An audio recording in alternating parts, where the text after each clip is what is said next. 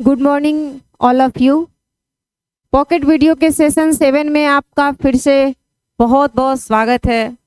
और Y group air force के previous year के क्वेश्चन डिस्कशन में जो सेशन 7 चल रहा है, इसका पहला क्वेश्चन की ओर हम डिस्कशन करते हैं। पहला क्वेश्चन क्या कह रहा है? पहला क्वेश्चन कह रहा है कि किस भारतीय स्वतंत्रता सेनानी को उनके क्रांतिकारी नारे "तुम मुझे खून दो, मैं तुम्हें आजादी दूंगा" दिए जाना जाता है कि मतलब ये नारा किस व्यक्ति ने दिया था? तो देखिए, इस नारा के बारे में काफी ज्यादा पॉपुलर ये नारा है और इसका नाम यदि आता है तो वह है हमारे सुभाष चंद्र बोस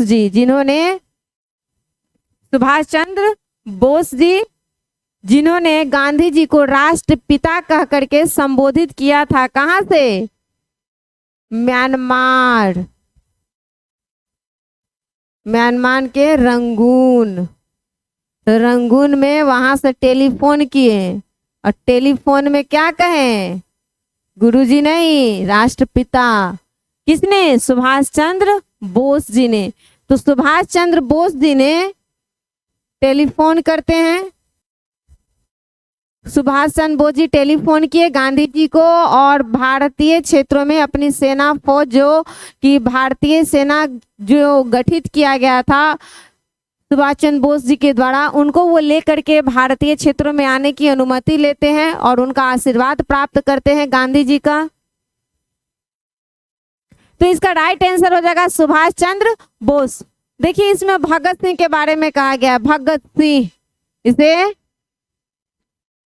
ये जो भगत सिंह जो है, इनको 23 मार्च 1931 को फांसी दिया गया था। फांसी दिया गया किस कारण? तो लाहौर षड्यंत्र के कारण। लाहौर षड्यंत्र के कारण भगत सिंह जी को फांसी दे दिया गया 23 मार्च 1931 को।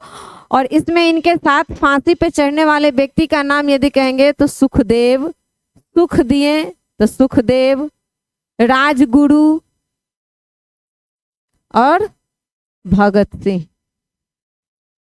देखिएगा, तीनों का नाम याद रखेंगे। सुख के साथ भगत सिंह ने अपनी गुरु की आज्ञा के साथ भी राजगुरु कह सकते हैं, इसको याद रखने के लिए भगत सिंह जी फांसी पर 23 मार्च 1931 को। और ये जो 23 मार्च है, इस दिन भी शहीद दिवस मनाते हैं हम लोग, शहीद दिवस। और एक और दिन हम लोग मनाते हैं शहीद दिवस, 30 जनवरी को। गांधी जी की मृत्यु इसी दिन होती है, इसीलिए 30 जनवरी को भी शहीद दिवस मनाते हैं और 23 मार्च को भी। अब आता है चंद्रशेखर आजाद। देखिए, ये जो चंद्रशेखर आजाद जी थे, इनको इलाहाबाद के अल्फ्रेड पार्क में, इलाहाबाद क्या था? इलाहाबाद के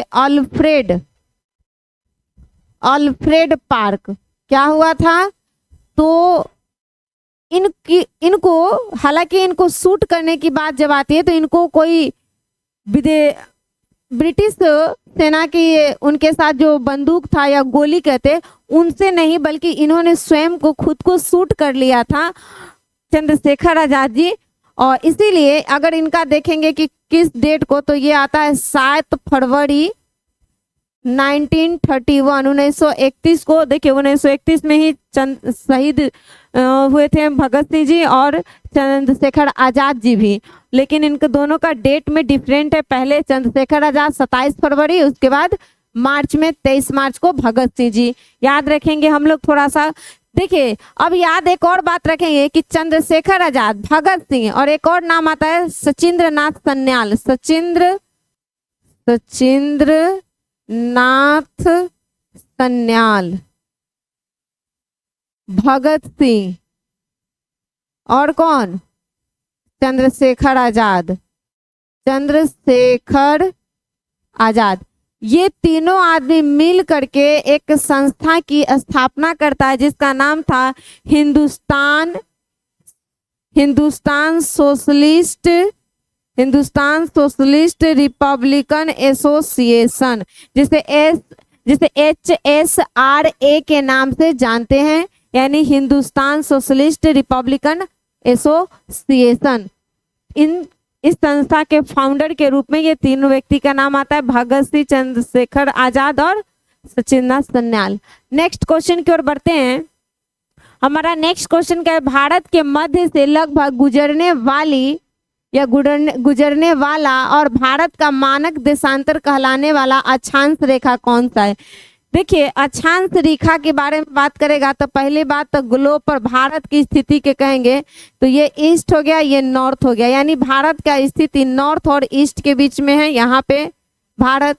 तो ये हमारा 8 डिग्री से 37 डिग्री उत्तरी विस्तार अगर देखेंगे भारत का नॉर्थ में है, तो इसके बीचों बीच से होकर के गुजरने वाली जो लाइन है जिसे 23.5 डिग्री यानी कर्क रेखा,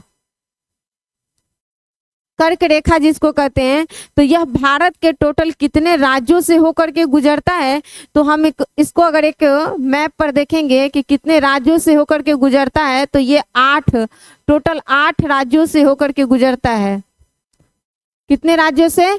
8 राज्यों से। पहला राज्य कौन सा है, तो इसमें पहला राज्य हमारा आ जाएगा गुजरात, दूसरा राज्य कौन सा आ जाएगा राजस्थान, तीसरा हो जाएगा हमारा MP, उसके बाद आ जाएगा छत्तीसगढ़, छत्तीसगढ़ के बाद झारखंड, झारखंड के बाद कौन सा हो जाएगा तो वेस्ट बंगाल, वेस्ट बंगाल के बाद त्रिपुरा, क्या हो जाएगा त्रिपुरा, और उसके बाद मिजोरम, त्रिपुरा और मिजोरम। तो ये टोटल 8 राज्य जो भारत से होकर गुजरने वाली रेखा कर्क रेखा के बीचों बीच से होकर के गुजरती है। गुजरात, राजस्थान, मध्य प्रदेश, छत्तीसगढ़ और उसके बाद आ जाएगा झारखंड, पश्चिम बंगाल, त्रिपुरा और मिजोरम। तो इसका राइट आंसर अगर हम देखेंगे तो ए हो जाएगा 23.5 डिग्री उत्तर, क्योंकि भारत की पूरी स्थिति नॉर्थ में है। और अगर ये देशांतरीय विस्तार की बात जब आएगी तो ये हो जाएगा हमारा क्या ईस्ट में। ठीक है, अब आते हैं करा कि 0 डिग्री, ये ग्रीनविच लाइन कहलाता है, ग्रीनविच, जो कि कहाँ है तो ब्रिटेन, ब्रिटेन के ग्रीनविच शहर से होकर के गुजरती है, जिसे मानक समय रेखा भी कहते हैं। 0 डिग्री लाइन को आता है 45 डिग्री उत्तर, यानी कि यह USA और कनाडा इस 2 क्षेत्रों के बीच में ये 45 डिग्री उत्तर अक्षांशीय रेखा जो है इन 2 देशों के बीच में विभांतर यानी विभाजन का कह सकते हैं कि काम करता है 45 डिग्री उत्तर। एक और लाइन आता है 38 डिग्री नॉर्थ, ये क्या करता है तो ये दक्षिणी कोरिया, कौन सा है दक्षिणी कोरिया, और कौन है उत्तरी कोरिया। तो दक्षिण कोरिया और उत्तरी कोरिया, यानी कोरिया में 2 कोरिया, उत्तरी कोरिया और दक्षिणी कोरिया के बीच में जो विभाजन का काम करेगा यह सीमा रेखा, उसमें 38 डिग्री उत्तरी अक्षांशीय लाइन। नेक्स्ट क्वेश्चन कह रहा है कि भारतीय संविधान का कौन सा अनुच्छेद राष्ट्रपति को वित्तीय आपातकाल घोषित करने का अधिकार देता है। देखिए, तो ये वित्तीय आपातकाल से संबंधित है। आपातकाल के बारे में आप सभी कोई जानते ही हैं। भाग